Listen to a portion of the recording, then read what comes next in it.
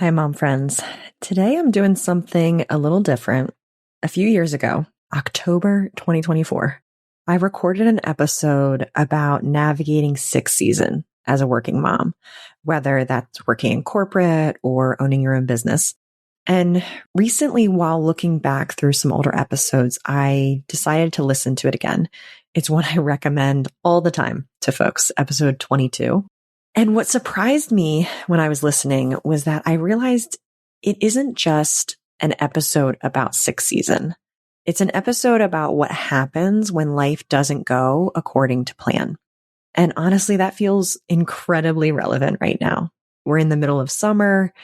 Kids are home. Routines are different. Vacations, camps, childcare schedules are all messed up. There's family visits. There's longer days, later nights. Everything feels a little less predictable than it did a few months ago. Maybe you started the year with goals you were excited about. Maybe you wanted to start a business, grow your business, create healthier habits, have more energy, or even just feel like yourself again. And maybe, if you're like me, summer has thrown a wrench into some of those plans. I recently released an episode talking about how momentum can happen in an instant. So if you feel like you're off track or we're halfway through the year and how did that happen, that you're not behind and you're not failing. Progress isn't linear, and creating change doesn't require perfect circumstances. That was the episode I did a couple weeks ago, episode 110. But as I listened back to this episode about sick season, I realized those same lessons were woven throughout it.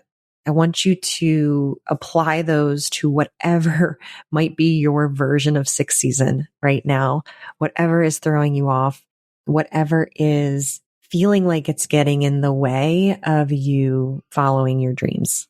I hope this episode serves as a beautiful reminder that you're not behind and nothing has gone wrong.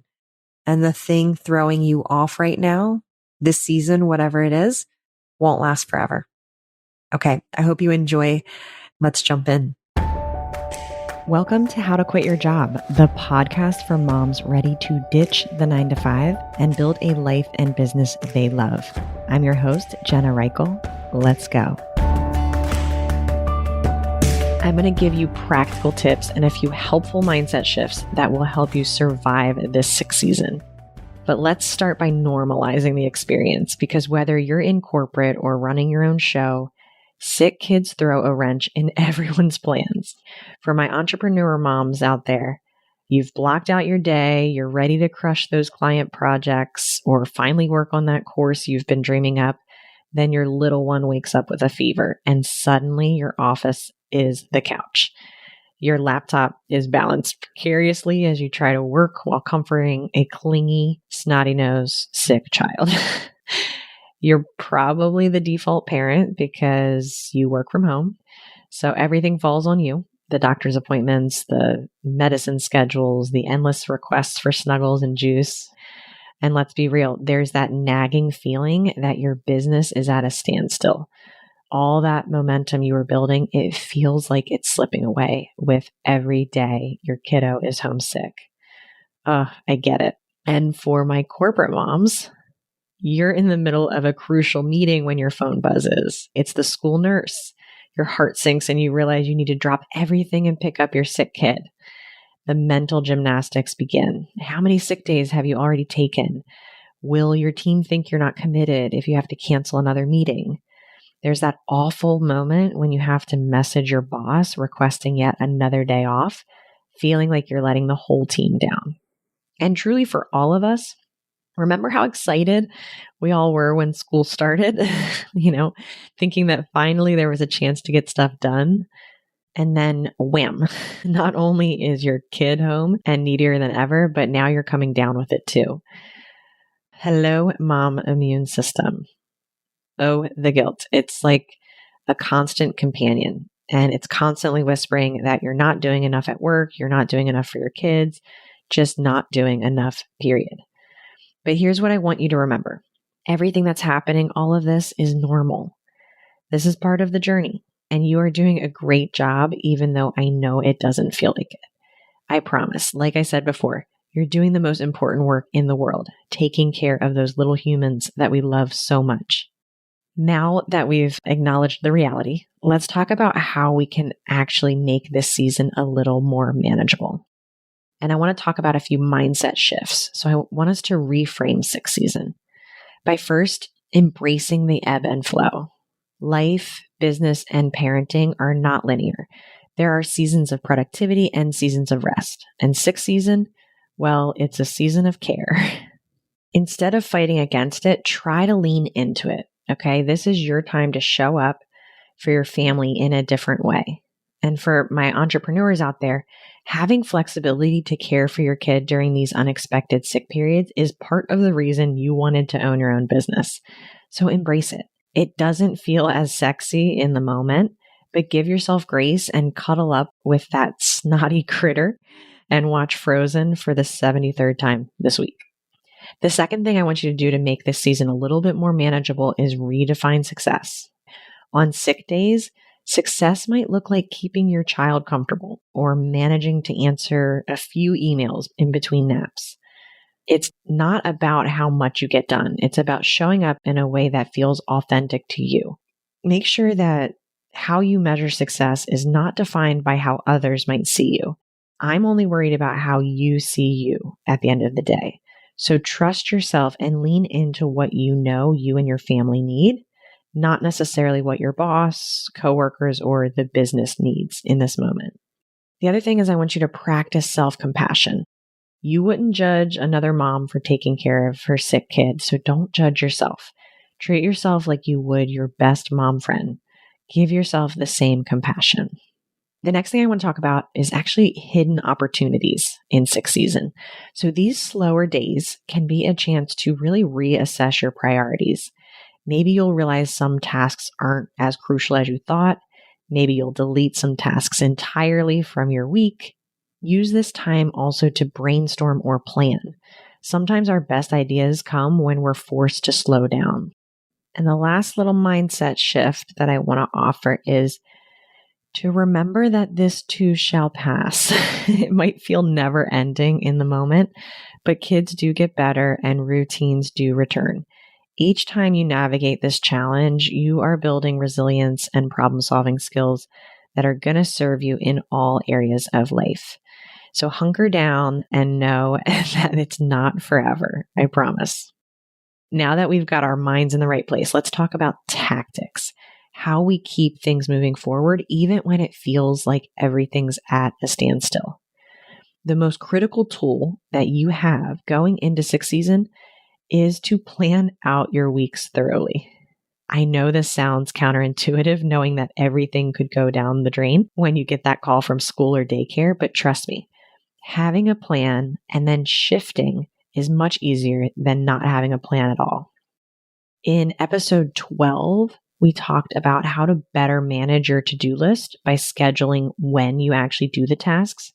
And in episode 18, we talked about how to manage the larger brain-heavy work that you need complete focus on. Please go back to those episodes for refreshers. You can go to jenna.coach/12 and jenna.coach/18 to revisit them. But I want you to use those tools to know what the most important things are to get done going into the week. Okay, this helps you to do a few things if you get that dreaded call from daycare. It allows you to create micro tasks and prioritize. You can look at that list of to-dos that you had to get done today and decide that in these new circumstances, it's most important that 2 of the things get done and the other 13 can wait until Friday or next week. For the big projects that you wanted to get done during the 2 hours of focus time you'd scheduled, go ahead and break it down into micro tasks and complete one micro task while your little one is napping, rather than having the expectation of completing the entire project. Flexibility is going to be your superpower in this season. I recommend planning ahead for the worst. I'm a plan for the worst, hope for the best type person. So you may want to create even a sick day plan for your business or work. What are the absolute essentials that need to happen this week? What can wait? Maybe you even have a schedule that is aligned with if everything goes to plan, and maybe you have a secondary plan B schedule if somebody in the house gets sick. Another easy tool to build into the week is blocking off a couple of hours with nothing planned so that you can always shift some work tasks to that time if you end up needing to rearrange your whole schedule. So maybe it's a time where your partner or parents can lean in and help so you can get some of the work you missed out on in the day completed. For my corporate moms, talk to your boss about flexible arrangements in advance. If they have kids, they know how this season goes. But if they don't, it may be good to let them know what to expect and what your role is in pickups and such. Talk about options like logging in after bedtime to catch up on things, and try to come up with plans in advance so neither of you feel caught off guard when school calls. This is a great time to also leverage your network. This is the time to call in favors. Maybe another mom can pick up assignments for your kid, and maybe a colleague can cover a meeting. If you're the default parent, it might be worth having a conversation with your partner about if and when they can help out. So maybe they're able to take the kid to one of the doctor's appointments while you get some work done at home for that hour time, right? It's worth having a conversation to see if there are ways that you can support each other. The other thing is that technology is your friend. If you're someone who waits until the morning of to craft and send the weekly updates, email, or the newsletter to your followers, make it a point to prepare it in advance and schedule the email.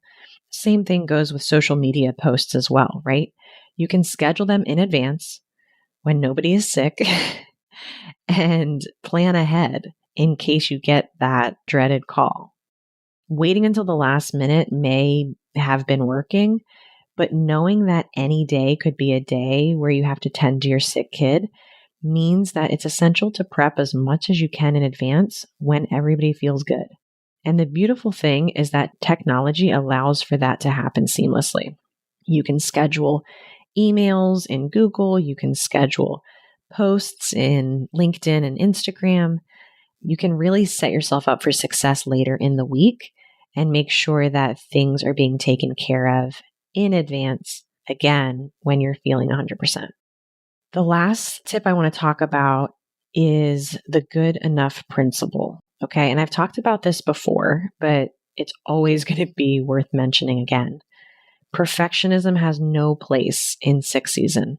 So I want you to adopt the good enough mindset. That email doesn't need to be perfect. That presentation doesn't need to have all the bells and whistles. The good enough principle is all about letting go of perfectionism and focusing on what's truly essential. It's about recognizing that sometimes done is better than perfect. The good enough principle isn't about lowering your standards permanently. It's about adapting to challenging circumstances and giving yourself grace. It's recognizing that your best looks different on different days, and that's perfectly okay. By embracing good enough, you're not just getting things done. You're also modeling resilience and adaptability, right? You're showing your kiddos that it's okay to adjust expectations when life throws curveballs. So the next time you find yourself stressing over the details during sick season, take a deep breath and ask yourself, is this good enough for now? And I promise, chances are it is. We've talked about mindset and practical tools, but let's not forget the most important piece of the puzzle, which is you. Taking care of yourself isn't selfish. It's absolutely necessary. So here's how to make it happen. Couple of things. Number one, prioritize sleep. I know this is easier said than done when you're up all night with a sick kid, but whenever you can, choose sleep over that extra hour of work. Consider taking shifts with your partner if possible, so at least one of you gets a solid block of rest. And if you're a single parent, there's no shame in taking a nap when your kid naps as well. Sleep when the baby sleeps, they say. The second thing is I want you to nourish your body. Keep healthy, easy to grab snacks on hand. Cut veggies, nuts, protein bars, right? And stay hydrated. Set reminders if you need to, but keep that water flowing. My family is an Owala family. I can't recommend these water bottles enough. They're so easy to carry around and have become what we call our emotional support water bottles because we often carry them around even when we don't need them or we're not drinking from them. Nourishing your body also means moving your body, especially on days that your schedule is completely trashed. Even if it's just some gentle yoga or stretching while the little one naps, be sure that you keep moving your body in a way that takes care of yourself. The third thing is tap into your network and connect with other moms. Okay, we talked about tapping into your network as some of the practical tools that you can do. But in the self-care management, sometimes reaching out to your mom friends and knowing you're not alone in this struggle can be incredibly comforting. Trust me, everyone is feeling it this season. So reach out, share your frustrations, and I'm sure you'll feel less alone after hearing about all the diseases your sister or bestie's kids have been navigating. The other thing is similar to what I shared about good enough. Lower your standards temporarily. It's okay if the house is a mess or if dinner is takeout again. Focus on the essentials and let the rest go. The dust bunnies can wait. Continue to ask yourself, is this good enough right now? And the answer is usually yes. Last thing is create something that you can look forward to in the post-sick season. So plan a date night, a spa day, or even just an hour of uninterrupted reading time once everyone's healthy again.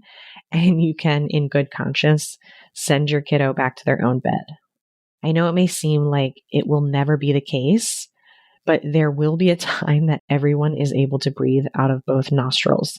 And when that time comes, make sure you soak it up and do something fun for yourself. Having something to look forward to during the sick season, and while the household feels like an absolute mess, will help lift your spirits. Remember, taking care of yourself isn't a luxury, it's a necessity. You cannot pour from an empty cup, even if we keep trying and thinking that one day it will work. This is a quick hit of love, letting you know I see you in the struggle. As you might know, I'm on maternity leave and we took Adley out of daycare before school started to try to minimize the risk of a sick newborn, which has had its own challenges. But I really hope that my household is avoiding sick season as much as possible since we have a fresh little baby in the mix. But it's likely impossible, as we all know, right? Whether you're in corporate or entrepreneurship, sick kids will throw everyone for a loop. You are not alone in this. We talked about the benefits of embracing this as a season, redefining success, and practicing self-compassion instead of beating yourself up and resenting the situation every time you get the unexpected call or wake up to a kiddo with a fever. I also shared some practical tools. Be even more diligent with planning, even knowing that plans will likely need to be rearranged any given day or week. Prioritize what needs to get done now and liberally push off tasks that can be done later, and embrace that good enough principle. It's a lifesaver. Most importantly, prioritize self-care. So from sleep to nutrition to mental health, taking care of yourself is non-negotiable.